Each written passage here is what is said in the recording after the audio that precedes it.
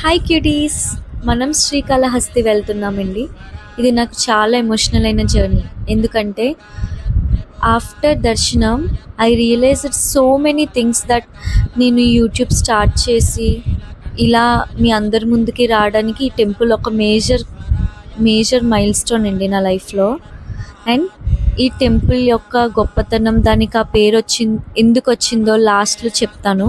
ఖచ్చితంగా లాస్ట్ వరకు చూడండి. ఈ టెంపుల్ వైబ్స్ అయితే చాలా బాగున్నాయండి. నేను రాహుకేతు పూజ కోసం వచ్చాను, ఆ పరిహారం చేయించుకున్నాను. నెక్స్ట్ ఈ అట్మాస్ఫియర్ చూస్తే చాలా బాగుంటుందండి. అక్కడ ఒక స్పిరిచువల్ ఫీలింగ్ వచ్చింది నాకు. అండ్ చాన్స్, బెల్స్ అంతా చాలా పీస్ఫుల్ వైబ్ వస్తుందండి. Super magical.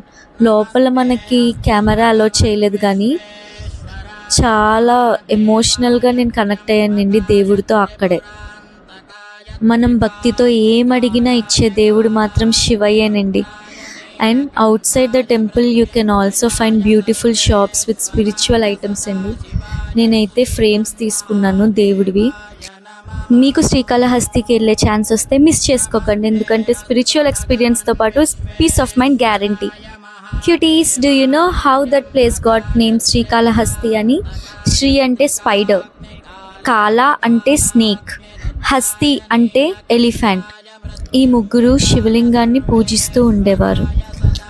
ఒకరోజు ఎవరి భక్తి గొప్పది అని వాళ్ళ ముగ్గురిలో గొడవ వచ్చినప్పుడు ముగ్గురు ప్రాణత్యాగానికి కూడా సిద్ధమైతే ఆ క్షణం శివుడు ప్రత్యక్షమై వాళ్ళకి మోక్షాన్ని ఇస్తారు.